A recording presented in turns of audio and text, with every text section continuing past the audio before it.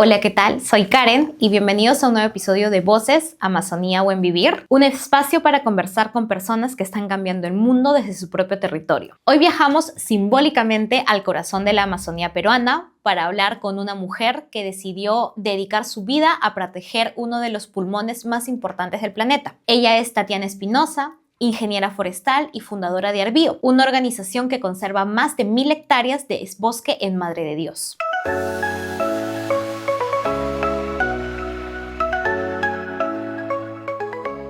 Tatiana es una referente de conservación y defensora de los árboles gigantes como el chihuahuaco, una especie milenaria amenazada por la tala. Hoy hablaremos no solo de su historia, sino también de los retos globales, la crisis climática, la pérdida de biodiversidad y de cómo nuestras decisiones cotidianas están directamente conectadas con la Amazonía.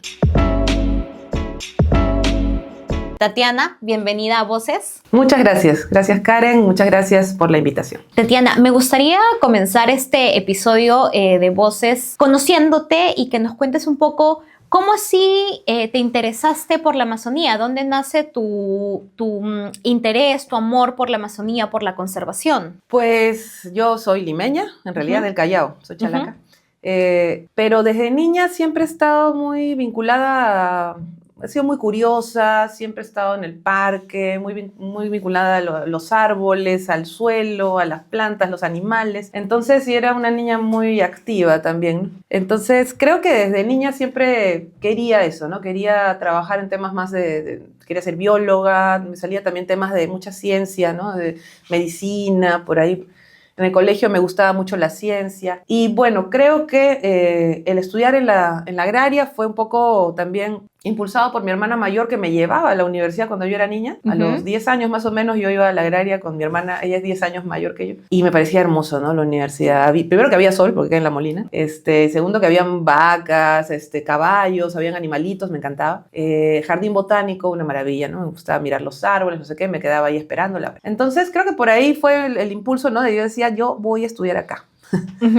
Dicho y hecho, estudié biología en la agraria y luego me cambio de carrera a ingeniería forestal porque me pareció que había más campo, sabían las cosas un poco más macro, ¿no? Los biólogos es un poco más micro, más laboratorio. Yo quería hacer más hacia la ecología, hacia hacer más viajes a la selva, etc. Y bueno, y fue así como estudios forestales. Yo en mi cabeza siempre fue, yo voy a trabajar fuera de Lima. Lima no me gustaba mucho, no me gusta mucho. Las ciudades grandes como que no me atraen. Entonces mi objetivo era irme fuera de Lima, ¿no? Y acá en Perú, bueno, Amazonía, porque yo quería calor, ¿no? Un lugar donde se puedan ver las estrellas, que no esté nublado todo el tiempo como Lima, que llueva, ¿no? El tema, yo conocí la lluvia también después de los 10 años, como 12 años. Y me pareció increíble, ¿no?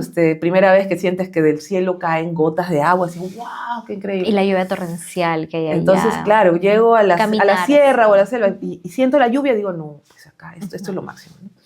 Entonces, eso. Luego termino la universidad, no me salía chamba en la selva, primero trabajé en arboricultura urbana, plantando árboles en la ciudad, luego fui jefe de parques y jardines de un municipio, ahí conocí también cómo se manejan las cosas dentro de los municipios. Luego por fin me sale un trabajo en la selva, ¿no? Me voy a Tingo María, luego Cayali, y luego me transfieren a Madre de Dios en el año 2003. Y llegué en enero de 2003 a Madre de Dios. Desde esa fecha ya me quedé en Puerto Maldonado, bueno, en Madre de Dios en general, ¿no? Y en realidad fue haciendo mi tesis, que la hice en Madre de Dios, cuando pasé largas temporadas dentro del bosque, ¿no? Acampando, ¿no? En temporadas de 15 días cada salida. Y creo que fue ahí cuando ya, o sea, me di cuenta que quería trabajar directamente con el bosque, ¿no? O sea, sí, pero no desde una oficina, en una ONG o en un, no sé, no de lejos, como estaba haciéndolo en Puerto Maldonado, sino tener más trabajo de campo, porque me di cuenta que eso era lo que me gustaba. Eso era lo tuyo. Sí. Y te digo, fue gracias a pasar largas temporadas en el bosque, ¿no? Con todo lo bueno, lo malo, lo todo, porque no es fácil tampoco. Claro, no es. Pero sientes ese vínculo, esa conexión, esa importancia de hacer algo directo, ¿no? Y bueno, ahí me nacieron las ganas, por así decirlo, ¿no? En tu caso, con el tiempo, se fue convirtiendo en algo más grande, ¿no? que ahora es Arbío. ¿Cómo fue ese proceso? Bueno, yo he trabajado en varios lugares, ¿no? Etcétera, y de cada trabajo que tenía me sacaba como que lo bueno, lo malo, ¿no? Así, aprendía cosas, y sí, no más de un año y medio, luego renunciaba. Entonces, mientras este proceso, ¿no? Trabajando en Madre de Dios, también trabajé en la universidad, también fui profesora, resulta que claro, el Estado comienza a otorgar concesiones, ¿no? Del año 2001, 2002, por ahí, otorgar concesiones para distintos usos, ¿no? Para sacar madera, o para no maderables, o para hacer conservación, o para hacer ecoturismo. Y en esas fechas también daban concesiones para reforestación sobre áreas degradadas, se supone, ¿no? Pero bueno, entonces fue en este proceso que vi la oportunidad de solicitar un área en concesión porque estaban otorgando grandes áreas para reforestación en la cuenca del río Las Piedras, y nos dimos cuenta con unos de mis colegas que esa zona no estaba deforestada. Nos decían, qué raro que den concesiones para reforestación sobre áreas que tienen bosques, ¿no? Y sí, son bosques que en los años 80, 90 seguramente han sacado cedro y caoba, que eran las únicas dos especies que se extraían, ¿no? Como sabemos todos en las selvas, es extracción selectiva, ¿no? No significa que talen todo el bosque. Decía, bueno, de repente ya sacaron caoba y cedro, pero esto es un bosque, ¿no? Pero para el sector forestal, ¿no? Para la industria, esto ya era como que bosques de bajo valor comercial, le llaman, ¿no? Claro, porque para ellos ya no vale, ya no hay cedro, no hay caoba, en esa época no se extraían otras especies, entonces ya no tiene valor comercial. Entonces habría que reforestar. En cristiano, para personas como yo que no sé nada de forestal, ¿cómo es? Por ejemplo, yo entiendo hay una hectárea, ¿no? Entiendo que hay hectáreas que tienen aptitud forestal y aptitud no forestal, bosques, ¿no? Entonces, en una hectárea, ciertas empresas entran y sacan madera, cedro y caoba, lo que mencionas, ¿no? Se llevan todos esos árboles y dejan, pues, planita. No, abren grandes carreteras en el bosque virgen. Estoy hablando antes de las concesiones, ¿no? Claro. Ahora también, pero bueno, antes de las concesiones. Abren carreteras en el bosque en búsqueda de estos árboles, ¿no? Entonces, en esa época, lo único que tenía gran valor comercial es cedro y caoba. Solo buscaban esas dos. No significa que en el bosque tú encuentres un montón de caoba. No, hay una caoba aquí, otra a kilómetros. Entonces, más o menos habría una o menos de una caoba cada, no sé, 2, 3 hectáreas probablemente, ¿no? No lo sé, la densidad de caoba o de cedro en esa época, pero bueno. Entonces abren grandes carreteras para ir buscando estos árboles. Y ahí van matando. Cortan solamente el cedro, solo la caoba, pero a la hora que cae este árbol, que es relativamente grande, se lleva a otros, ¿no? Exacto. Entonces se abren claros en el bosque, ¿ya? De 400 metros cuadrados, 500 metros cuadrados o más grandes. Claro. Y esto se lo llevan o por camiones, por esas carreteras, o lo sacan hasta un río, porque la caoba y el cedro flotan, ¿no? Entonces lo cortan en tablas, o bueno, en troncos también, ¿no? Arman como una balsa, ¿no? De troncos, y eso es lo que movilizan muchas veces por río. Y eso es lo que vemos en Loreto, en Ucayali, ¿no? Y esa es la madera que llega hasta Lima, básicamente. Claro, lo sacan por río hasta Pucallpa, no sé, hasta algún puerto más grande, donde ya se extrae la madera, lo llevan a un aserradero, en el aserradero se convierten en tablas, y esas tablas ya las... No es solamente, entonces cuando uno corta un tronco, lo digo para que el resto del público lo entienda, un tronco no es solamente que tú sacas esa planta, ese árbol, sino es que tú estás prácticamente destruyendo alrededor de ese tronco Estás destruyendo desde que haces la carretera. Exactamente. Abres una carretera grandísima, porque entran unos tractores enormes. Son los tractores forestales, son gigantes. Entonces abres carreteras muy, muy anchas, compactas el suelo, ¿no? El bosque, en general, el ecosistema pierde biodiversidad, pierde humedad, se vuelve más seco.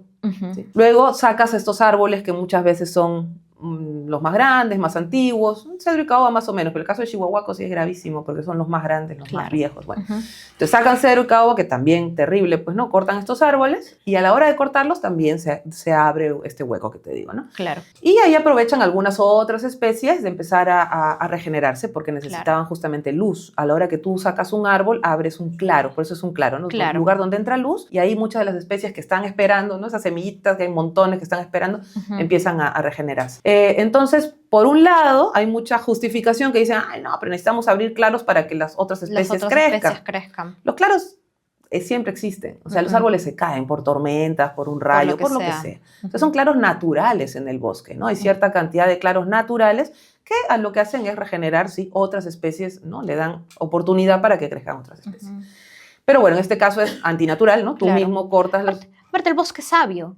El bosque sabe cuando Entonces, o sea, hay cierto nivel, ¿no? Que se dice ujú, en la parte de extracción maderera, forestal, maderable, de que tú puedes impactar al bosque hasta cierto nivel y el bosque como que se recupera, ¿no? Y hay un ujú, nivel en que ya no se recupera y terminas degradando. ujú. El gran problema es que no solamente estás degradando el bosque, sacando estos árboles, sino que luego, por estas carreteras que has abierto para ingresar al bosque virgen, luego entran agricultores. Claro, Y se exactamente. termina de talar lo poca madera que todavía queda, ¿no? Ya madera blanda para O hacen cajas de quema. frutas, cualquier cosa. Y después de cortar todo eso, Ujú. esperan la época seca y Para hacer ahí quema. queman. Ujú, A la hora que quemas el bosque, enciendes fuego para limpiar el área. El ujú. problema es que muchas veces ese foco de fuego, de calor, se puede expandir y se Ujú. crean grandes incendios Los incendios forestales. ¿Por qué? forestales. Porque el bosque está degradado, ha perdido Ujú, humedad y es mucho más propenso a incendiarse.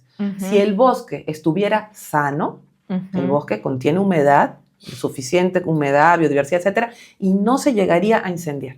ujú. Entonces, gran parte de las razones por las cuales ahora existen grandes incendios forestales es que el bosque está degradado. Claro. Entonces creas un foco de incendio que se sale de control. Ujú. Y los bosques se incendian porque están degradados, Porque están llenos de están degradados, carreteras, ¿no? exactamente. Te digo, ya perdieron Exactamente. humedad, etc. Exacto. Y eso es lo que está pasando en el tema de Chihuahua. Ya Ujú. ahora ya hablando de... Sal- Después... no te entiendo, no te preocupes, ya llegamos a ese lado, pero Dale. quería hacer esa aclaración porque como te decía, parte de este podcast en realidad, si bien es hacer llegar información a comunidades, también es llegar a hacer información al público externo y que entiendan de que no es solamente que voy y saco un árbol, sino es voy y todo lo que tiene que ver, yo como limeña, y esa parte de repente lo sacamos, no sé si lo mantenemos, yo como limeña, comunicadora que no sé nada al respecto, cuando recién enteraba era como, escuchaba las reuniones, era como, pero es un árbol, les decía, ¿no? Y luego cuando ya me involucraba más y sabía ya como que más el trasfondo era, claro, haces una carretera, claro, y para la carretera tienes que llevar tractores, para los tractores y las comunidades aledañas y la biodiversidad y los animales se van y el esto y el otro Y y el ta y esto y ruido, y ta la una cacería, ve claro la y cantidad de atrás de animales que eso cazan esos y las campamentos entran meses al bosque. claro, y las carreteras, y luego los narcotraficantes que también pueden entrar por esas carreteras, y luego los madereros, la tal ilegal, y la Combustible, contaminación de químicos. claro, exacto. O sea, no es solamente que tú vas y sacas un árbol y ya está, sino que esas son carreteras que se quedan ahí y se pueden quedar para siempre también. Y son carreteras muchas veces incluso clandestinas.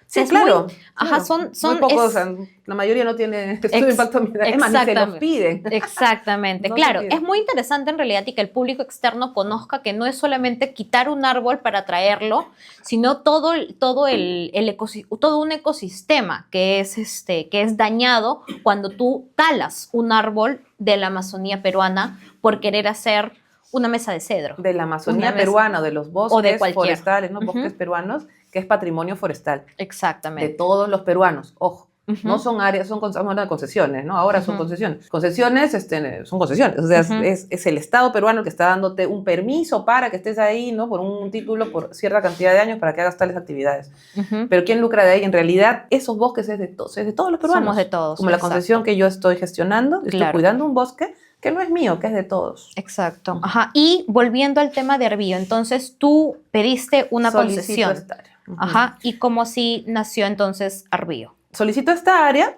porque yo ya había trabajado haciendo estas solicitudes, ¿no? Y Ujú. también hacía yo los mapas, todo. ¿Por qué lo solicito? Porque si yo no lo solicitaba, podía venir alguna otra empresa y legalmente cortar la madera que quedara o cortar todo con el pretexto de hacer reforestación, porque te la están dando para reforestación. Ujú.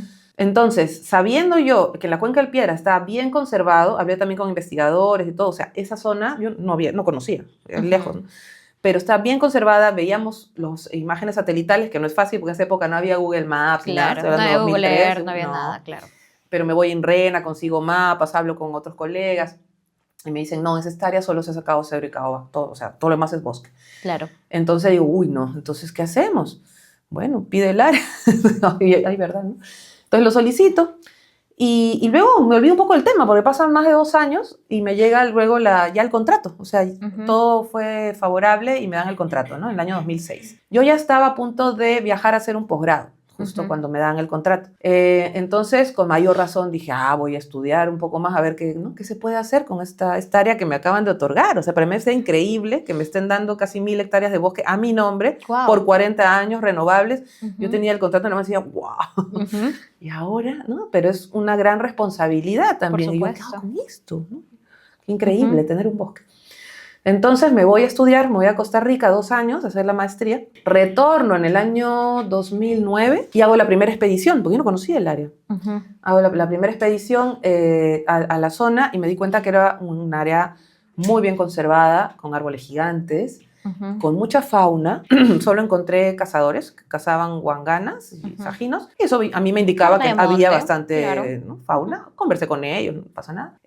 Y cortaban catagua, que es una especie que lo usan para cascos de las embarcaciones. ¿Ya? Es bueno, la cosa es que nada, me di cuenta que valía la pena hacer algo, ¿no? Porque estaba bien conservada el área, qué sé yo, y me emocioné. Esto fue en el año 2009. Y ya, bueno, luego iniciamos a hacer una primera cabaña, ¿no? Todo lo primero es presencia en el área, para que no te invadan, para que no entren madereros, no entren cazadores, etc. Entonces comenzamos a construir, ¿no? Ya con mi equipo. Y en el año 2010 ya formalmente nace Arbío, ¿no? Fundó Arbío en Madre de Dios para poder canalizar acciones, fondos, etcétera, para poder gestionar este bosque, hacer conservación, investigación. Por ahí va un poco la idea, ¿no?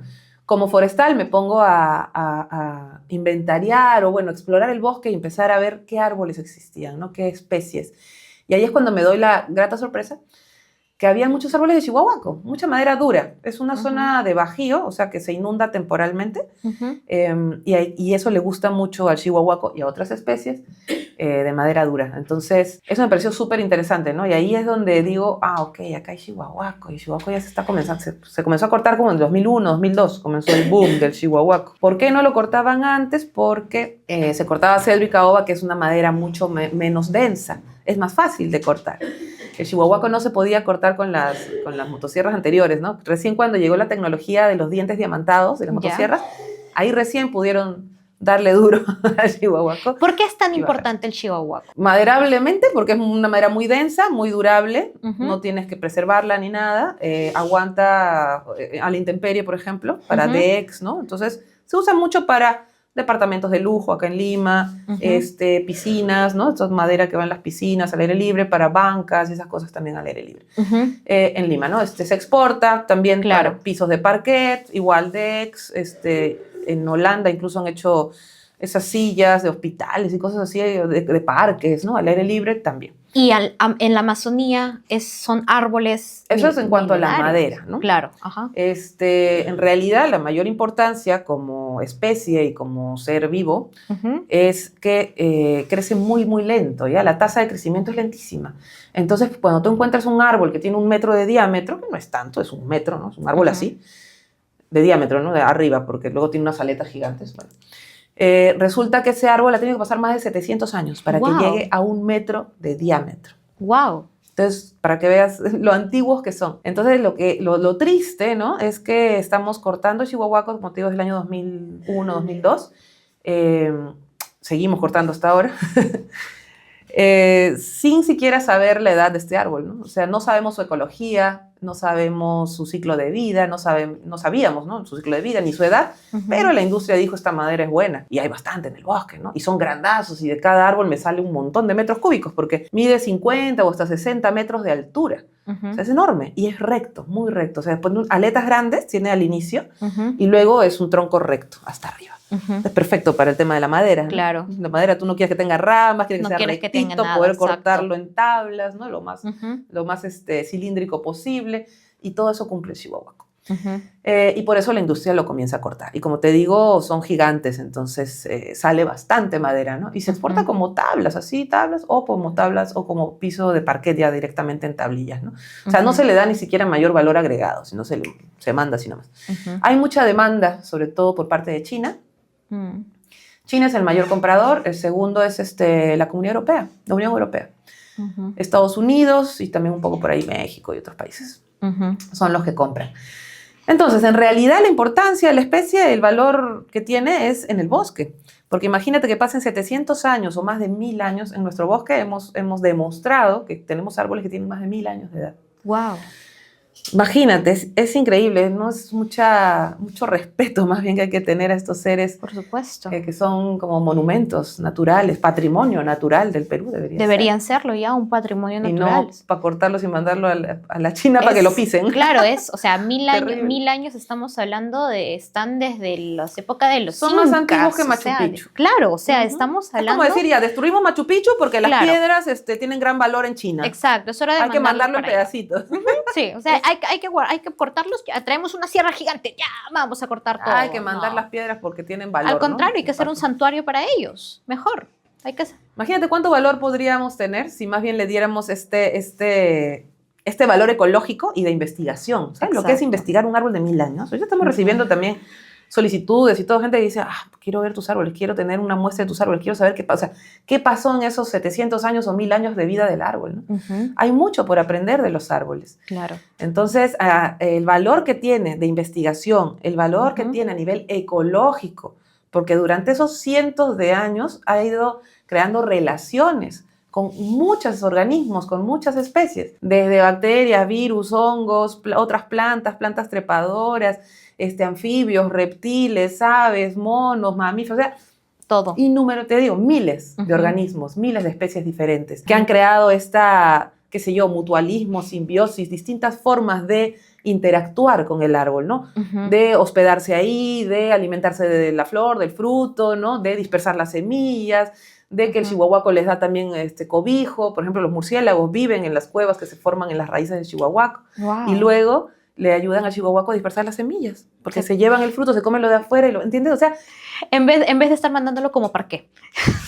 Y eso de lo que conocemos. Te puedo hablar de 4 o 5 animales que conocemos, las interrelaciones que tienen con el chihuahuaco, pero de todos los demás que no conocemos. Claro. Como te digo, las cosas muy chiquititas que no se han estudiado, que no sabemos.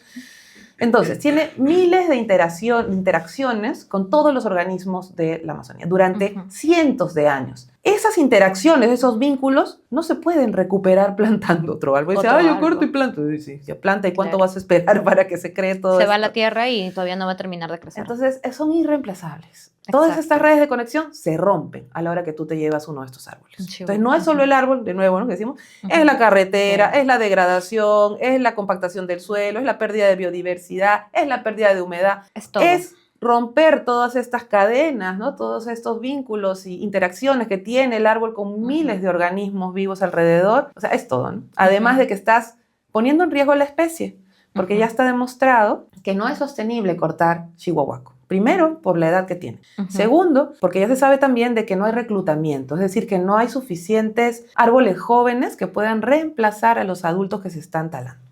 Y eso ya está demostrado en un artículo científico que hemos publicado en el año 2020. Entonces, no es sostenible.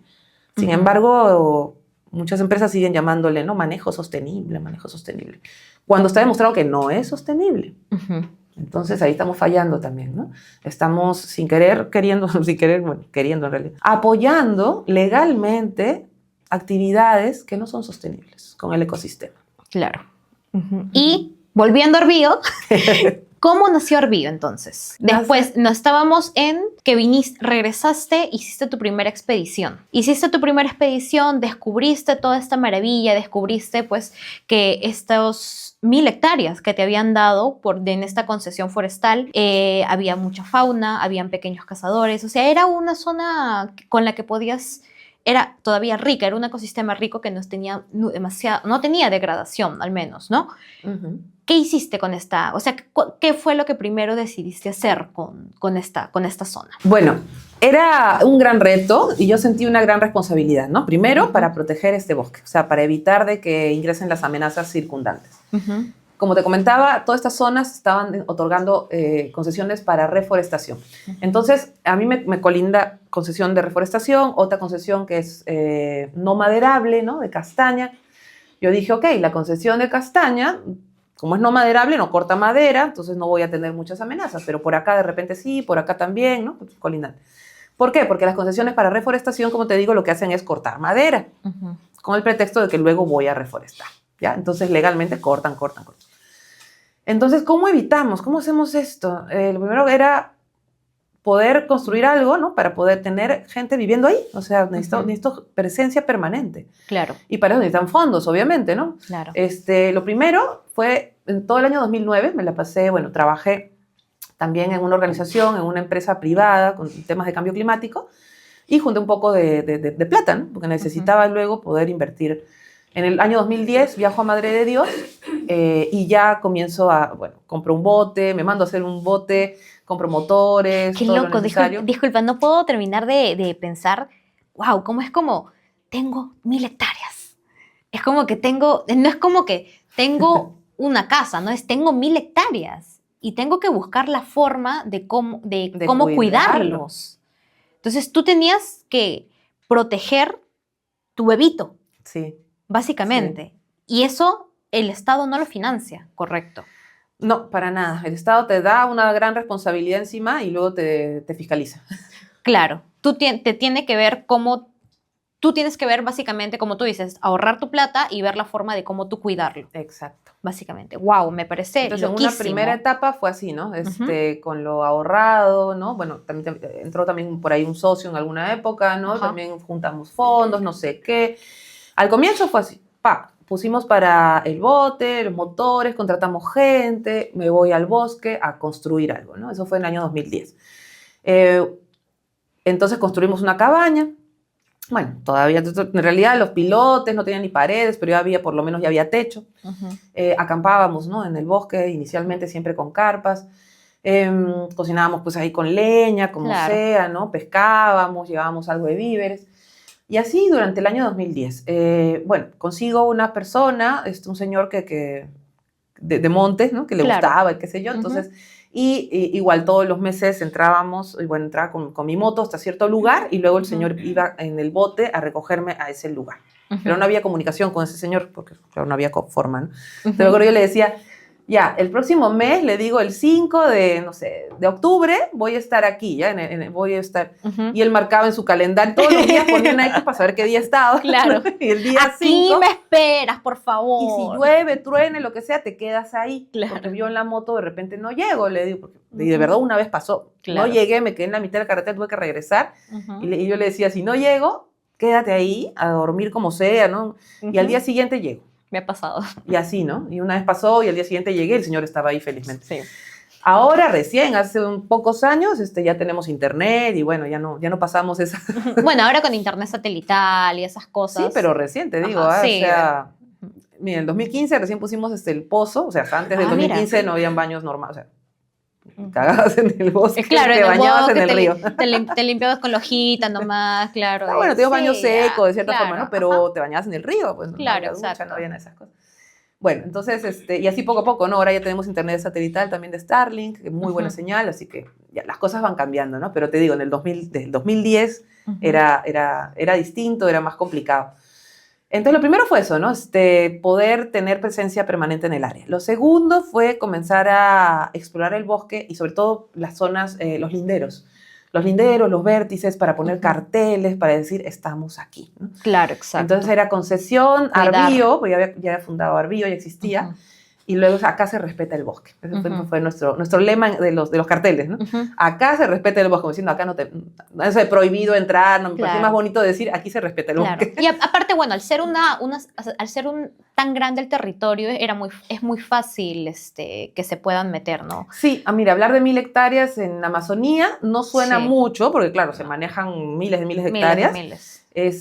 Sin embargo, es grande, como tú dices, o sea, hablando ya acá... Es como una hectárea es más o menos, una hectárea es una cuadra aproximadamente. 100%. Ajá. Mira, el área que yo manejo tiene más o menos el tamaño de todo el distrito de Miraflores. Ya, claro, más o menos como para que la gente acá en Lima, ¿no? Para que te des una idea. Ajá. Pero en la selva. Entonces es Miraflores, pero sin cercos, sin muros, sin rejas. Exacto, completito todo. O sea, imagínense todo Miraflores. Lleno de quebradas, de río. ¿no? Y es así. Y es así. Y es así. No es como planito, sino es algo así. Más o menos plano, pero sí tiene sus subidas y bajadas. Claro, exacto. ¿Y tienes ahí cascadas?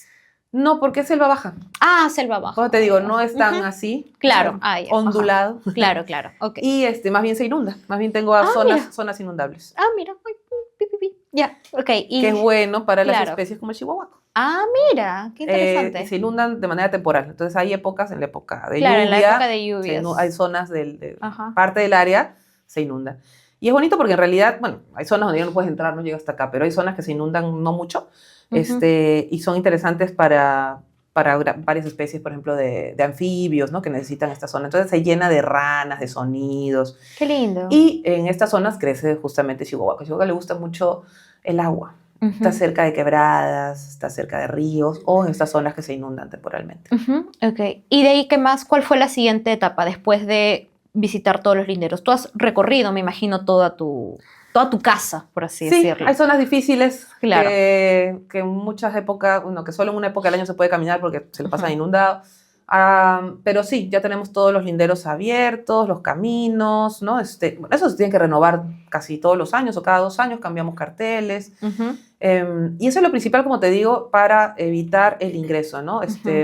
Poner carteles, decir, acá estamos, tener las trochas, los linderos bien abiertos, bien demarcados. ¿Ponen hitos o solamente es...? Letreros. Ah, ya, con letreros. El hito puede ser un árbol o algo que está ahí, ¿no? Claro. Pero sí, colocamos letreros bastante grandes con esa información, ¿no? Y incluso ya tenemos cámaras trampa y eso también las colocamos más o menos cerca a estas zonas para verificar si alguien ha entrado, si alguien está caminando, si hay cazadores, exacto. ¿no? Y en los carteles también dice, ¿no? Te estamos vigilando por cámaras, ¿no? No son cámaras de vigilancia, son cámaras trampa, pero igual me entero de todo quien camina por ahí, ¿no? Incluso en las cámaras también se puede escuchar disparos y esas cosas, ¿no? Entonces eso sirve. Pero en esa época no tenía cámaras, era solamente los carteles y decía, te vigilo, pero... Vigilancia por satélite, ¿no? Se ponía. Mentira, pero bueno, un poco disuasiva la cosa, ¿no? Te vigilaban, ¿qué te vigilaban? Los anfibios te estaban mirando, los murciélagos de noche los veían. Te digo, todo esto en realidad es totalmente disuasivo, ¿no? Porque si alguien quiere entrar, entra igual, ¿no? Pero bueno, por supuesto, pero era la selva es gigante aparte. Sí. Y bueno, como te digo, a nivel de Lima es como todo el distrito de Miraflores. Entonces, y con una sola persona, 2 personas no se puede, ¿no? Ahorita ya tengo un equipo un poquito más grande, pero en esa época era uno. Luego tenía una familia, ¿no? O sea, un matrimonio también que vivían allá, un señor con una señora. Y así, como te digo, van pasando los años y ahora ya tenemos algo mucho más elaborado, ¿no? Y el campamento también antes era campamento, ¿no? Era el campamento Arbío, ahora le llamamos estación. Porque ya son 3 cabañas, ya tengo un área de comedor, ¿no? Sí, centro de interpretación, el área de los servicios higiénicos, ya está un poquito más. ¿Y cómo es hoy día Arbío? O sea, ¿cómo es hoy día, cómo funciona hoy día Arbío? Arbío hoy día es, entonces, una organización que se encarga de proteger esta zona, entiendo. Ya no eres solo tú, sino ya tienes un equipo que se encarga de monitorear, vigilar, tienes un... Sí, bueno, desde el inicio, ¿no? Arbío nace como asociación sin fines de lucro. Claro. Actualmente somos 3 socias, que es mi hermana mayor, la que me lleva a la agraria. Ella, además de estudiar en la agraria, luego estudió un MBA en administración, trabajó mucho con el sector privado, y en el año 2010 yo la llamo y le digo, oye, quiero fundar una organización y quiero hacer esto. Pero sola no lo iba a hacer, yo no sé nada del tema administrativo, finanzas, o sea. Entonces le pregunté si podía contar con su apoyo, me dijo que sí. Entonces con Rocío desde el inicio estamos, y te digo, ella se encarga de toda esa parte, ¿no? Y lo que ha servido mucho también es que como ella ya tiene ese trato con el sector corporativo y tiene también ese lenguaje más empresarial, ¿no? Por así decir, es que hemos logrado luego llegar al sector privado, ¿no? Entonces gran parte de nuestros fondos y la financiación viene del sector privado. Bueno, eso podemos hablar luego. Como te digo, somos 3 socias, ¿no? Mi hermana mayor y mi hermana menor. Somos 5, pero ahí he involucrado a 2 de mis hermanas. Y mi hermana menor, ella es más artista, ella ve la parte de imagen, todo el repositorio también de videos, fotos, ¿no? Ella es fotógrafa profesional también. Y ve la parte también de comunicaciones, la web. Bueno, en realidad somos 3 viendo muchas cosas, ¿no? Y yo toda la parte operativa, la parte de campo, soy la directora ejecutiva, la parte de investigación, ¿no? También tema de difusión, bueno. Entonces las 3 somos las líderes de Arbío. Y contamos con un equipo acá en Lima, ¿no? La parte legal, la parte también de comunicaciones, qué sé yo, recursos humanos también nos apoya otras personas. Y en campo tengo un equipo de 4 guardabosques permanentes y 2 personas más que entran y salen periódicamente. de la concesión, hasta 3 en realidad, son 7 personas en total.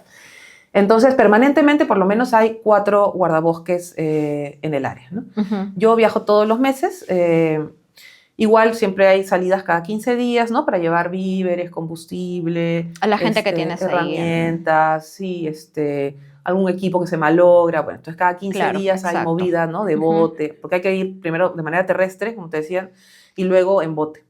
Antes era mucho más lejos. Cuando te contaba que fui en el 2009, nos demoramos casi 3 días en llegar. ¡Wow! Sí. Bastante. Sí. Y ahora llegamos en 5 o 6 horas. Ah, mira. ¿Y cuál es la diferencia? Que antes no se podía, salía por otro puerto, eran como 6 horas en bote. Y bueno, en realidad hay 2 rutas. Y la ruta que tomamos ahora es más corta y porque se han abierto muchas carreteras. Lastimosamente. Desde el año 2010 ahora. Entonces ahora hay rutas más... Hay rutas más cortas porque hay más carreteras. Claro. Y durante estos años que tú has tenido, ¿cuánto tiempo ya tienes la concesión? ¿20 años? Desde el 2006. 2006 me lo otorgaron. 19. Sí, casi 20 años. Casi Sin 20. embargo, ahí también viene parte de la historia, a mí me dieron la concesión para reforestación, ¿ya? Por 40 años a partir del año 2006. Pero luego, ya con la nueva ley forestal, ya no existen las concesiones para reforestación. Se dejaron de otorgar porque obviamente eran para deforestar, para cortar árboles. Ya no existen esta modalidad de concesiones, ¿no? Entonces dijeron, ahora nos dieron un plazo a todas las concesiones, los que teníamos ya, porque no es retroactivo, a mí la concesión yo ya la tenía, pero nos dicen, tienen que cambiarse de modalidad, porque esta modalidad de reforestación ya no va a existir, ¿no? Entonces, la mayoría se cambió hacia concesión no maderable. ¿Por qué? Porque actualmente, desde el año 2015, en las concesiones no maderables, puedes sacar madera. Ok. Es una incoherencia enorme. Y es algo que venimos hablando, bueno, desde el año 2016, pero bueno, hasta ahora no se ha hecho nada y todo este tiempo se ha estado sacando madera de concesiones no maderables, en Madre de Dios. ¿Ya? Una zona terriblemente afectada, es Madre de Dios. Y las concesiones no maderables son pequeñas, ¿ya? En promedio tienen 800, 900 hectáreas, o sea, más o menos como mi área. ¿Y por qué te comento esto? Porque se impacta más cuando son áreas pequeñas. Imagínate un área chiquitita lleno de carreteras, ¿no? Para sacar madera, es terrible. Las concesiones maderables son más grandes, justamente para que el impacto no sea tan grande, ¿no? De las carreteras y de la degradación. Bueno, entonces a partir de esa fecha se comenzó a sacar madera de no maderables y como te digo, muchas concesiones para reforestación dijeron, bueno, me cambio a no maderable, igual sigo sacando madera. Y eso fue lo que hicieron. Bueno, en mi caso, esto fue una gran oportunidad para cambiar la modalidad a lo que realmente hacemos, que es conservación. Entonces, nos cambiamos hacia una modalidad, ahora somos concesión para conservación. ¿Ya? Y en lugar de ser una adenda al contrato, lo que sucedió, no sé por qué, pero bueno, me quedé callada, pues dije, qué chévere. Nos dieron un nuevo contrato. O sea, salió un nuevo número de contrato y de nuevo desde el 2019 fue eso.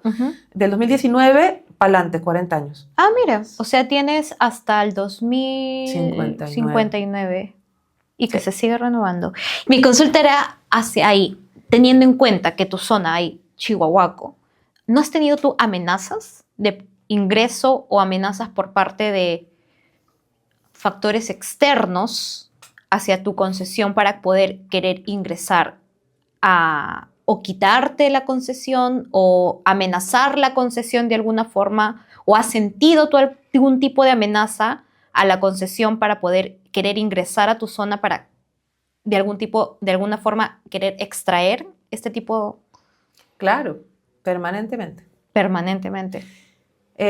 Como te digo, la concesión de castaña, no maderable, con la que colindo con 2 concesiones de castaña, sacan madera. Ya cortaron todo su chihuahuaco probablemente. Wow. Y sí, han estado cortando muy cerca de las fronteras, muy cerca de nuestros límites, cosa que si uno se distrae, entran y te cortan los árboles, ¿no? Y encima yo tengo los chihuahuacos marcados, o sea, como diciendo, aquí está el chihuahuaco número tal, no sé qué, pero bueno, lo que voy es que ya están ahí, ¿no? Y ya tengo algunos caminos que van hacia los árboles, entonces es fácil darse cuenta dónde están los. Aparte son gigantes, son los árboles más altos, ¿ya? Entonces también se observan, ¿no? Desde lejos ya pueden llegar. Bueno, luego hay una zona donde colindo con una concesión de reforestación que has cortado árboles también, y luego ha entrado una comunidad a cortar ahí. porque lamentablemente algunas comunidades hacen acuerdos, ¿no? Con traficantes, etcétera, y les venden árboles en pie, o los traficantes contratan a la comunidad para que los hombres de la comunidad vayan y saquen, ¿no? Y les pagan, o les dan motosierras, les dan cosas, bueno. Entonces ellos han cortado en esta área, y sí, llegaron a cruzar la quebrada, nos divide una quebrada, y cortar árboles, 2 chihuahuacos de nuestra zona. Eso fue en el año 2018, 17, por ahí, ya hace un tiempo. Ha sido la única vez que nos han cortado árboles. Puse la denuncia y coincidentemente después comencé a recibir amenazas, ya aparte, ¿no? Amenazas ya directas, así a mi persona, a la gente. No sé si por la denuncia o por qué, pero... y en pandemia se puso la cosa un poco difícil también. Claro. En pandemia los bosques sufrieron muchísimo. O sea, acá en Lima la gente, qué lindo los animales, ¿no? Nadie los impacta, salieron, ¿no? Pero en la selva le dimos un respiro a la fauna. Pero en la selva era un En la selva pasó todo lo contrario, porque no había control. Cero control de las autoridades. Si normalmente no hay, pues en pandemia menos, nadie se abocaba a eso, a nadie le importaba, nadie miraba ese tema, entonces se sacó muchísima madera, se cortó muchísimo y se empezó a movilizar como bárbaro, ¿no? Todas las carreteras. Entonces, sí, en pandemia por eso es que tuvimos el récord de deforestación en Perú, ¿no? O sea, se deforestó más que nunca, más de 200.000 hectáreas de bosque. Wow. En el año 2020. Esas son cifras que no... O sea, esas son cifras que quizás se saben, pero que no la gente, como tú dices, qué lindo los delfines en agua dulce. Sí, claro, porque acá en Lima vimos eso y fue interesante también. Yo no digo que no, pero no es que todo haya sido bonito y que hayamos dejado respirar a los ecosistemas en general en pandemia, ¿no? La Amazonía peruana fue su peor año. Como te digo, fue el récord de deforestación en Perú. Nunca hemos deforestado más que ese año, más de 200.000 hectáreas, cuando normalmente estamos en 150.000, 160.000, que es un montón también, ¿no? Pero bueno, en pandemia fue aún peor. Claro. Y para los que estamos en el bosque y quienes nos dedicamos a defender o cuidar el ecosistema amazónico, pues fue muy difícil también. Recibimos amenazas, ¿no? A nivel local, por todos lados. Pero bueno, lo bueno es que a pesar de todo eso hemos logrado mantener todas estas casi 1.000 hectáreas conservadas en muy buen estado, llenas de fauna silvestre, con árboles gigantes. Aún están los chihuahuacos ahí de pie, menos 2, pero bueno.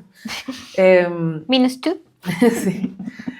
Pero, nada, es un bosque que se mantiene sano, ¿no? Entonces nosotros ponemos cámaras trampa en varios lugares, monitoreamos colpas de mamíferos. En una época incluso habían entrado de la comunidad vecina a cazar, ¿no? Entonces, pucha, era todo un tema, ¿no?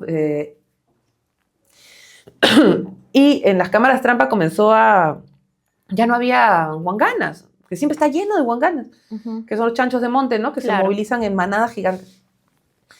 Y me daba muchísima pena. Decía, ¿a dónde se van? Si no es acá, que los otros, porque fuera de nuestro bosque, pues como te digo, hay ya carreteras, ¿no? Están talando los árboles más grandes. Después de un tiempo volvieron y hasta ahora se han quedado. Entonces, nada, súper contenta porque eso verifica que el bosque está en buen estado. Entonces tenemos a todos los felinos también, han salido de todo, ¿no? Jaguar, yaguarundi, margay, puma. Entonces, nada, estamos muy contentos porque el bosque hemos mantenido la salud del ecosistema, que es lo principal. Y para poder mantener, claro, tú, como comentabas al inicio, lo hacías de tu bolsillo, de lo que tú podías ahorrar. Es tu hijo, básicamente, es tu hijo, tu bosque es tu hijo, ¿no? Entonces lo hacías de tu bolsillo, de lo que tú podías ahorrar, con tu trabajo, con lo que podías. Hoy en día, ¿tienes proyectos financiados? ¿Cómo se mantiene Arbío hoy en día? Mira, desde el inicio yo quería hacer algo bastante democrático y no solo depender de fondos, como la mayoría de organizaciones sin fines de lucro, que es interesante, sí, concursos, fondos, ¿no? De cooperación internacional, etcétera. Pero no quería depender solo de esos fondos. Entonces dije, no, acá tiene que haber una forma en que esto se sustente, comunicando lo que estamos haciendo a todos y que la gente se sume y que sea de una manera muy fácil. Entonces, en el año 2012 comenzamos con la plataforma de adopción de hectáreas. Es decir, bueno, me demoré todo un año, todo el año 2011 estuve trabajando con un programador para poder sacar la imagen de todas las casi 1000 hectáreas, son más de 900, que se vea dividida en cuadraditos de una hectárea y que cualquier persona puede escoger un cuadradito, verlo, ¿no? El bosque, en zoom, qué sé yo, y poder apadrinarlo. Y que se muestre tu nombre en esa hectárea, ¿no? Entonces pues, sale tu nombre todo, y que le llegue un certificado de bla, bla, bla. Entonces, nada, yo dije 900 o 1000 personas en el mundo, que cada una dé $50 por hectárea, por ejemplo, cubro costos operativos y esto. Bien idealista en realidad, no era tan fácil, porque según yo, 1000 personas en el mundo. ¿Qué será? Es facilito. Bueno, la cosa es que sacamos la página web, en esa época tenía un vínculo también de socio de Italia, entonces la comunidad italiana fue la que apoyó mucho al inicio. La página la hicimos en italiano, en español, en inglés, y la movimos bastante, ¿no? Y sí, Family and Friends, ¿no? Todos tenían ya sus certificados de adopción de hectáreas, qué sé yo, hicimos un diseño muy bonito del certificado y lo movimos todo a nivel virtual, todo era virtual, ¿no? Entonces coges tu hectárea, no sé qué, tu certificado, pagas. Y así, pero no llegamos, bueno, máximo creo que fueron 500 o 600 hectáreas, nuestro nivel así, máximo, en 2014 me parece. Entonces, no, nunca se cubrieron las más de 900, pero es un sistema bastante interesante, ¿no? Novedoso, etcétera. Sobre todo para esa época que no era fácil. No había, como te digo, imagen satelital. Yo compré una imagen satelital, que costaba carísimo, claro, para poder ver la imagen y todo. Ahora continuamos con esa misma metodología, ¿no? Con ese mismo sistema de adopción de hectáreas, pero claro, ahora está sobre Google Earth, ya puedes moverte por el área, ¿no? Irte para atrás, para adelante, ver la deforestación en los alrededores, ¿no? Para que veas que en Arbió no se deforesta. Entonces, de cierta manera, se da transparencia, ¿no? A todo esto. Pero ya hace unos años, en el año 2019, comenzamos a trabajar ya, a promover esto más para el sector privado, para empresas. ¿Por qué? Porque sí, muy lindo que adoptas tu hectárea, pero vamos de uno en uno, ¿no? Yo decía, no, acá tenemos que ir de 20 en 20, de 50 en 50 o de 100 en 100. O sea, ¿entiendes? Que venga una empresa que me adopte 50 hectáreas, que venga otra que me adopte 100 hectáreas. Porque si no, no cubrimos, no llegamos. Claro. Entonces, yo ya había probado años atrás con ese tema de bosques corporativos de conservación. Yo misma, bueno, con una diseñadora armé un PowerPoint lindo, no sé qué, me fui a algunas empresas, pero 2014 más o menos no se entendía el tema. Todas las empresas con quienes conversé querían plantar árboles o ser carbono neutrales. Esas eran sus acciones en la cabeza, ¿no? Entonces, hablarles de la importancia de proteger bosque sano. Bosque sano. La importancia de proteger árboles que tienen cientos de años, ¿no? Y que bla, bla, bla, bla, bla. Pero ya están viejos, me decían. Son árboles antiguos, ya, que los corten. O sea, no había conciencia. Y después de que ya me decían, bueno, qué bonito, qué interesante. ¿Y cuántos árboles vamos a plantar? Era como que no funciona así, lo que pasa. No. Sí, entonces, como siempre digo, plantar árboles es muy lindo. Yo también hago restauración de ecosistemas, ¿no? Soy capacitadora en restauración y, por supuesto, todo. Pero no logramos nada plantando árboles si continuamos con el ritmo de destrucción en el cual estamos. Entonces, frente al cambio climático, frente a la crisis climática y todo, lo más importante es dejar de destruir los ecosistemas que están sustentando nuestra vida. Creo que es bastante lógico, pero creo que a veces no se entiende. Claro. Bueno, entonces me frustré y luego, ya en el año 2019, ya comenzamos de nuevo con un poco mejor, ¿no? Mejor planteado, todo ese tema de bosques corporativos, de conserva hectáreas de bosque con tu marca. La web ya está mejor también, cosa que podemos mostrar, ¿no? Si adoptan, no sé, un cuadrado de, no sé, 16 hectáreas o a partir de 40 hectáreas, ya se puede ver, ¿no? Tu marca en el mapa, ¿no? Un cuadradito. Mapa, claro. Y luego vino pandemia. Pandemia yo creo que nos sirvió, creo que a todos, ¿no? Para darle un poco más de valor al tema de los bosques y los ecosistemas, ¿no? Porque ahí recién la gente dijo, no, que estamos, ¿no? Los virus salen también del bosque. Sí, como que ahí hubo un poquito más de conciencia. Entonces comenzamos trabajando así, comenzamos también me parece que fue, no sé si Bambí, bueno, entró un socio, ¿no? Un aliado, luego también Bioamayo, como te comentaba, de Grupo AGE, luego entró también otro banco, bueno, y comenzamos a trabajar así con las marcas, ¿no? Con empresas, con marcas. Al momento de hoy, creo que la mayoría de nuestro financiamiento se da por el sector privado. por nuestro programa de adopción de hectáreas de bosque. Ahora, el programa de adopción de hectáreas no solamente es que ves tu marca ahí, ay, qué bonito, sino que realmente estamos ahí protegiendo ese bosque. Entonces ya las marcas saben lo que estamos haciendo. Compartimos todas nuestras acciones, ¿no? de estudio, de investigación, etcétera. Cámaras trampa, mamíferos, ¿no? Gracias a la empresa está caminando el jaguar por acá, por allá. Entonces tenemos mucho contenido también, que eso es súper valioso para también promocionar, ¿no? el compromiso de la empresa con la conservación del bosque. Además, se suman a programitas de investigación en grandes árboles, censo de chihuahuacos, ¿no? Censo de fauna silvestre. Ahora estamos con el tema de hongos, ¿no? Haciendo investigación en el reino fungi, que es importantísimo y es una cosa maravillosa. Entonces las empresas se van sumando así para distintas cosas, ¿no? Además de la adopción de las hectáreas, el tema de comunicaciones. Entonces estamos todo el tiempo también mejorando este programa, ¿no? Ofreciendo más, una oferta más, no sé, más atractiva para las marcas. Y este es un mecanismo distinto, totalmente diferente, directo, sin intermediarios y que llega directamente a financiar operaciones en el bosque, ¿no? En este caso, en el bosque de Arvío. Pero lo que queremos es que este mecanismo sea luego replicable y que se amplíe a otras concesiones, ¿sí? ¿Qué sucede? Como tú decías, no existen incentivos económicos para la conservación voluntaria ni comunal, ¿no? Que es lo que hacemos y lo que hacen muchas comunidades también. Lo que hacen muchas comunidades. Hacemos conservación de manera voluntaria y comunal, o sea, de manera, ¿cómo se dice? ¿No? Natural, nos surge porque estamos conservando el área. Y es en realidad, mira, y ahí lo traigo un poco para el lado de CONAP, lo que mencionabas, ¿no? Lastimosamente, muchos hermanos y hermanas indígenas se ven en la necesidad de prestar sus servicios y dar parte de su territorio a madereros, a mineros, al narcotráfico, porque no tienen de otra. Porque ¿de qué les sirve a ellos conservar su territorio si se están muriendo de hambre? Exacto. ¿Y por qué se están muriendo de hambre?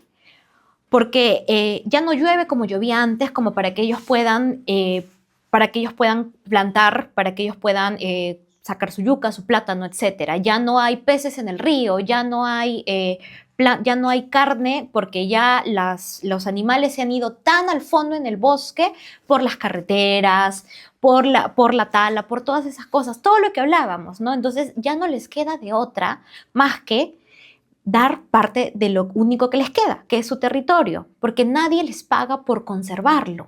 Nadie les da un incentivo por conservarlo. Ahí es en realidad donde nosotros como CONAP estamos tratando de desarrollar y darles por así decirlo, las herramientas necesarias para que ellos puedan aprovechar de distintas formas su territorio, ¿no? Ayudarlos de alguna forma, o sea, tratar de darles los incentivos necesarios y para que ellos no tengan que incurrir en lastimosamente dar parte de su territorio, que es lo que más le da valor a ellos, porque no tienen de otra. No hay incentivos para seguir conservando lo que más valor tienen en realidad. Exacto, porque lamentablemente no le estamos dando valor al ecosistema vivo, sano y a los árboles en pie. Y por eso es que está muy bien, ¿no? Hay que tratar de desarrollar, como tú dices, otras alternativas, ¿no? Extraer algún otro recurso de manera realmente sostenible, en lo posible, ¿no? No maderables. Pues cortar árboles, te digo, eso ya es un poco retrógrado. Exacto. Sin embargo, lo seguimos haciendo. El bosque ya sabemos que cumple funciones mucho más importantes que darnos madera y estamos en plena crisis climática. Entonces, ya por ahí no va. El bosque natural, ¿no? Cortar los árboles es cortar a la gallina de los huevos de oro, literalmente. ¿Ya? Entonces tenemos que enfocarnos en el tema de la madera, bueno, plantaciones donde ya no, en zonas degradadas, deforestadas, no sé, que vaya por otro lado. O por lo menos dejar de cortar los árboles antiguos centenarios, ¿no? Ya, entonces, lo principal aquí es darle valor, como te digo, al bosque en pie y a los árboles en pie. ¿Cómo lo hacemos? Entonces, en eso un poco nosotros nos hemos encargado de decir, Ya, yo no necesito estar sacando la madera o sacando mi aguaje o sacando mis plantas medicinales, transformarlo, no sé qué, buscar mercados, las cadenas de valor, que la feria para poder venderlo y de repente ojalá me caiga un poco de platita, con esa platita pago mis guardabosques para conservar el bosque.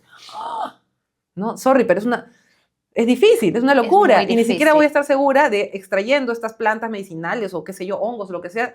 La cadena es muy larga. No sé si estoy realmente cumpliendo con la tasa de cosecha para no causar un impacto a esa especie o al ecosistema. No sé si me entiendes. Sí. Pero entiendes, o sea, antes de extraer un recurso hay que hacer mucha investigación para justamente no caer en estos, ¿no? En extraer más de lo necesario o de repente es una especie que no debería, bueno, no sé. Entonces, acá lo principal es cómo hacemos para que cada árbol en pie, sobre todo, bueno, árboles especiales como el chihuahuaco, qué sé yo, tengan un valor. O cómo hacemos para que cada hectárea de bosque conservado tenga un valor. Eso es lo que hemos hecho al inicio, ¿no? Ya, cada hectárea, $50 a la Michi, ya. Consérvala, ya está. Luego, ahora cuesta más nuestras hectáreas, cuestan $120. Va subiendo. Sí, claro. Pero bueno, además de las hectáreas, que es un poco como que la gente ya adopta una hectárea. ¿Cuántos son hectáreas? 10.000 metros cuadrados, ¿qué es eso? ¿Cuántos árboles hay ahí? O sea, es como que es un poco difuso. Entonces, y nosotros ya habíamos avanzado en el inventario, ¿no? Hacer el censo de grandes árboles, que es lo que yo hago en el bosque desde el año también 2014, 2015. Entonces, yo teniendo todo este inventario, donde ya tengo las especies georreferenciadas, ¿no? En un mapa, ya les he tomado sus variables, la altura, el diámetro, ¿no? Su volumen, etcétera. Ya sé si tiene nido o no tiene nido, qué aves, qué animales pueden estar alojados ahí o lo usan de refugio. Tu directorio de todo tienes. Todo, tu base porque de esa datos. es mi forma, Qué hermoso. ese es el estudio que hacemos, ¿no? Solo de los árboles gigantes, porque de todos los árboles no termina nunca. Claro, nunca, en serio, es demasiado. En una hectárea puede haber como 100, bueno, entre 50, 80 o hasta 100 árboles grandes. Claro. Entonces, imagínate, o sea, bueno, entonces, de los árboles gigantes, chihuahuaco, quinillas, yacuchapana, manchinga, quillobordón, catahua, te menciono algunos, de ellos, que todos son también buscados por la industria, todos también son maderables y los están cortando. Copaiba, también tengo copaibas, otros que son importantes también por el tema medicinal, lupunas gigantes también, que son más, también tema ancestral, ¿no? O qué sé yo, sagrado por las comunidades, bueno. Todos estos árboles los registramos y también sabemos la fenología, o sea, si tiene semilla, flor, fruto, ¿no? Para saber luego en qué momento podemos ir a hacer jornadas de recolección de semillas. Y lo que nosotros, si no, ¿de dónde vas a reforestar qué cosas si no tienes las semillas o el material genético de un bosque que tiene estos árboles, ¿no? Exacto. Bueno, entonces, esta información es valiosísima. Entonces, pongamos también esto a disposición de las personas o de las empresas para que cada uno pueda adoptar o apadrinar uno de estos árboles en un certificado lindo, con la foto del árbol, su código único, el nombre científico, el nombre común y un poquito de las variables, no todo, ¿no? Pero ponerle ahí un poco el diámetro, la altura, algo que diga, este árbol tiene 30 metros, este es de 45 metros, ¿no? Incluso en el certificado puedes ponerle también tú mismo, porque todo es personalizado y lo puedes hacer en la página web, una dedicatoria también le puedes poner. Bueno, entonces nos pareció lindo eso, ¿no? Además de las hectáreas, poder dar también árboles. Entonces, a partir del 2019 también sacamos la plataforma de árboles, ¿no? Renovada. De hectáreas, renovada, dirigida un poco más al sector privado, como te decía, y la plataforma de adopción de árboles dirigida más a personas. Luego justo vino pandemia, como te decía, y ahí se movió bastante por el tema de dar en homenaje a una persona que ha fallecido. Imagínate qué importante. En pandemia no podíamos ni siquiera ir a los velorios, creo. No. Mandar flores, bueno, ya manda flores que están marchitas a los 2 días. Claro. En cambio, la gente comenzó a padrinar árboles. Le pones una linda dedicatoria, y no, lo imprimes, pues, ¿no? Y lo pones ahí, bueno, un cajón, qué sé yo, ¿no? Pero qué lindo, imagínate, de manera simbólica, ¿no? O sea, estás adoptando, apadrinando el cuidado de un árbol de 800 años, por ejemplo, ¿no? Un chihuahuaco, en homenaje o en memoria a esta persona que acaba de fallecer. Distintas formas de marketear, aparte. Sí, y con un propósito súper bonito. Sí. Hay que ser creativos. Entonces le llamamos el árbol del recuerdo. Qué lindo. Y ese es un programa que tenemos. Qué lindo. Hay varias oficinas también, incluso BBF y otras oficinas que cada vez que si fallece una persona, adoptan un árbol y le mandan el certificado. Muy bonito. Luego también sacamos el árbol para tu mejor amigo. Bueno, te muere tu perrito también. Hay que ser creativo. También para aniversarios, para cuando nace un niño, cumpleaños, amigo secreto, no sabes qué darle al jefe, su árbol. Dale su árbol. Dale su Me árbol. encanta, qué lindo. Y esto queremos comenzar también a promocionarlo más, porque claro, nos hemos abocado un poco más al sector privado, porque es lo que nos mantiene, ¿no? El financiamiento, que son costos operativos altos todos los meses, ¿no? O sea, honorarios para todo. O sea, entonces, ahora queremos comenzar ya a darle un poco más fuerte también al tema de árboles de manera individual, ¿no? Como te decía, con estos programas, ¿no? El árbol de recuerdo, el árbol de no sé qué, mejorar nuestra plataforma. Ahorita tienes varios modelos de certificado incluso, ¿no? Unos que son más alegres como para cumpleaños, nacimientos, y otros un poco más serios, ¿no? Como si es que un fallecimiento o algo así. Incluso queremos mejorarlo, ¿no? Y hacerlo mejor aún, ¿no? Ya con mejorar la experiencia del usuario, así le llaman. Y volver a retomar este tema de la adopción de árboles. Actualmente se puede adoptar, te digo, todo está funcional, pero sí queremos poner de moda el que se regalen grandes árboles. Es muy lindo. Yo hace unos años tuve una experiencia en Loreto, en una comunidad, donde habían el bosque de los niños. Y lo que tú hacías ahí es ibas a plantar un árbol. Tú pagabas, no me acuerdo cuánto era, y ibas y pagabas. Y tú eras el padrino del árbol, ¿no? Y un niño, o sea, tú ibas con el niño.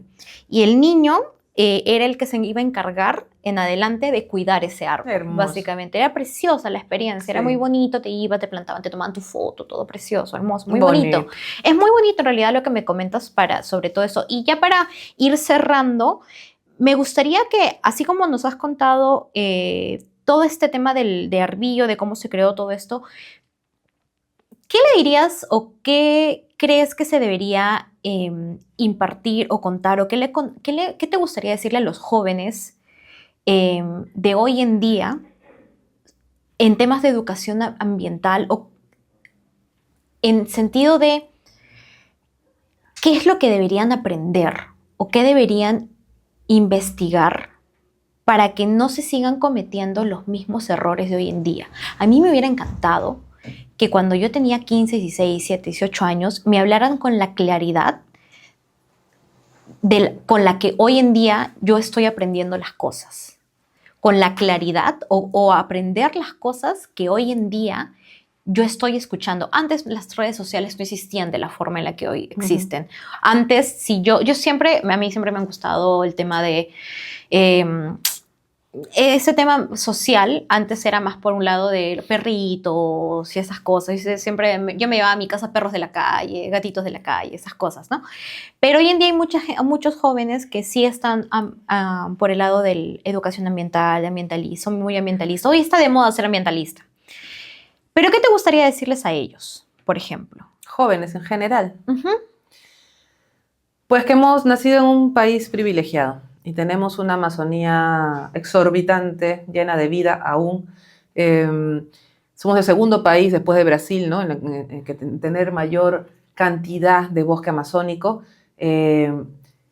Aunque pensemos que estamos muy mal, porque sí hay muchos problemas, muchas amenazas y la pasamos a veces fatal, quiero decirles de que no estamos tan mal, porque bueno, yo viajo bastante también a diversos países de acá de Latinoamérica, y te das cuenta que hay ingresado transgénicos, te das cuenta que la deforestación es masiva, te das cuenta de que hay mucho más ganadería que en Perú. Acá todavía tenemos la moratoria de los transgénicos, ¿no? Todavía no tenemos estas grandes industrias que talan así miles de hectáreas, solamente un poquito en el tema de cacao, ¿no? Claro, exacto. Y de palma aceitera. Pero bueno, no ha entrado más, porque te digo, Brasil está peor, Paraguay, ni qué decirlo, Bolivia, terrible, más los incendios y la chiquitanía boliviana, terrible. Bueno, Colombia también, el tema de transgénicos y de amenazas a los campesinos y de no poder tener sus propias semillas. Perú no. Entonces, y a nivel de legislación ambiental no estamos mal. El problema es que no se ejecutan las acciones necesarias. Pero yo sí creo que a futuro, o sea, que sí podemos tener un buen futuro. Creo que Perú puede ser un ejemplo, incluso en temas ambientales, aunque parezca raro esto, pero yo sí creo que es así.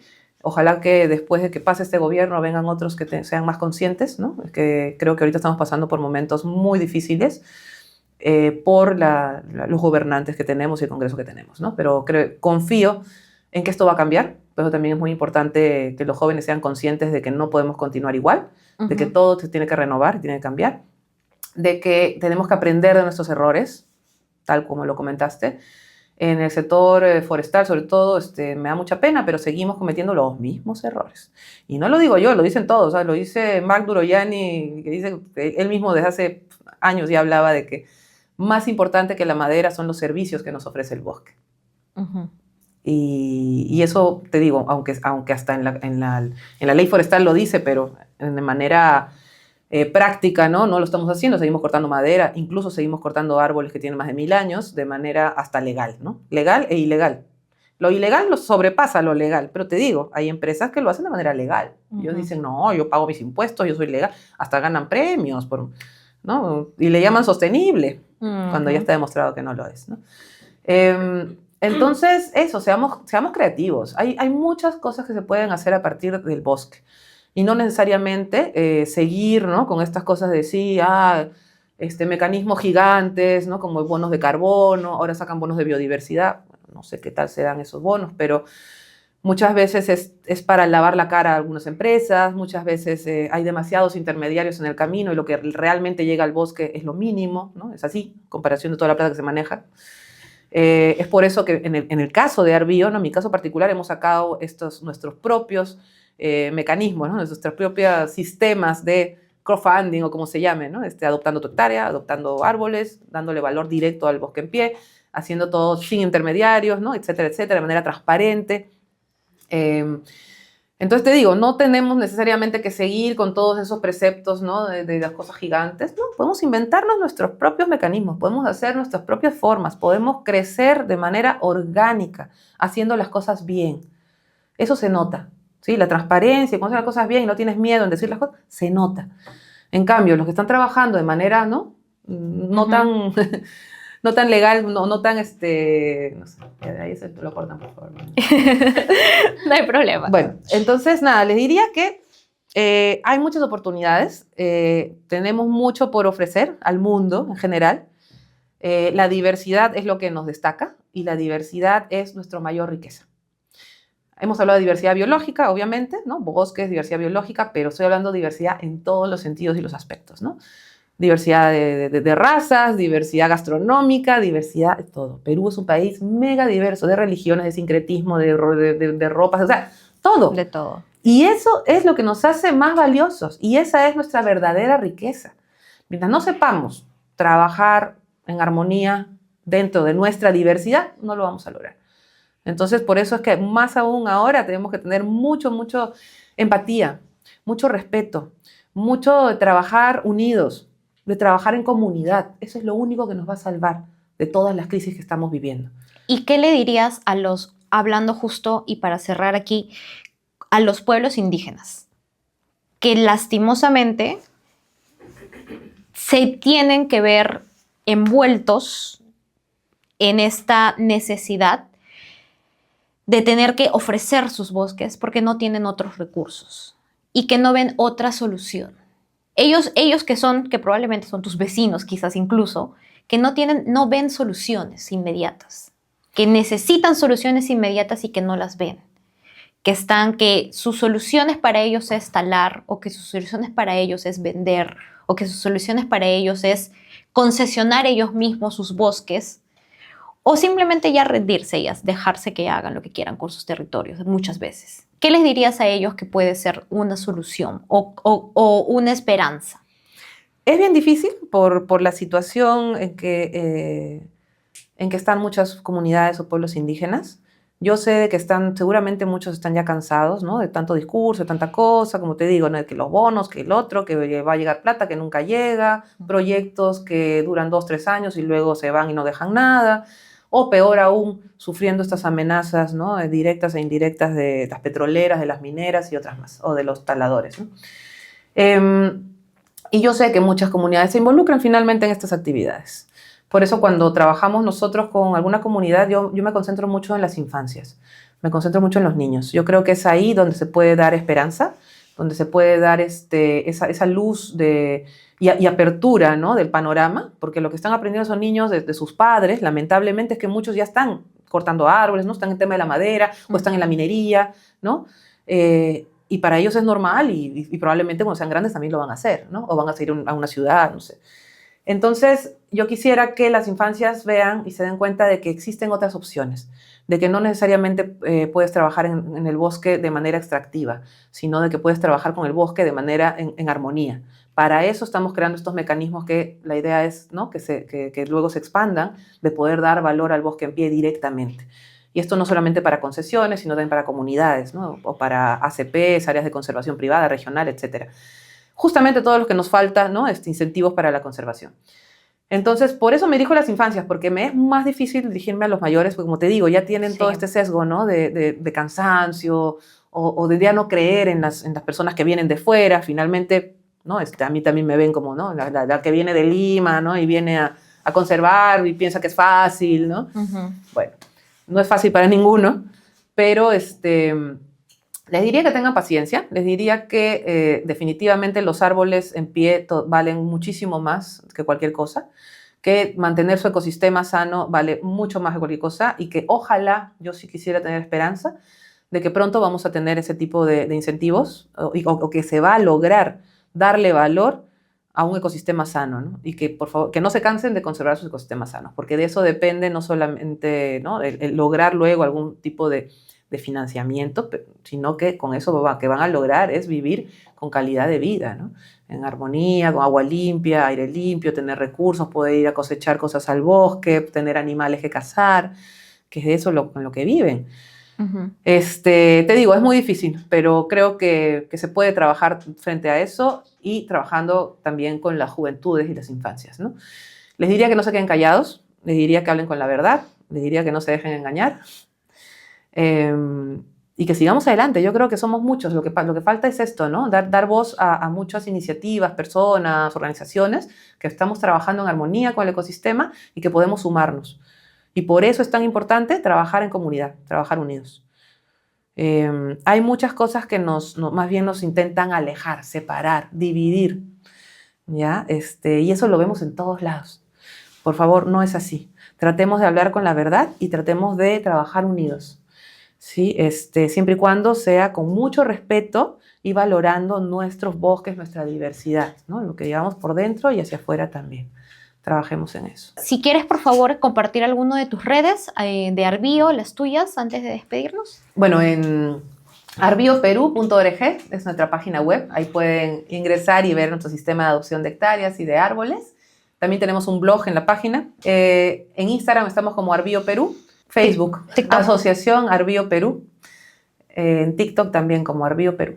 Sí, sobre todo nuestra página web, ¿no? Que es arbioperú.org y cualquier consulta, información, ahí también están nuestros correos y se pueden comunicar con nosotros. Muchísimas gracias, Tatiana, por haber estado hoy día aquí con nosotros en Voces Amazonía Buen Vivir. Y bueno, nos vemos en un nuevo episodio.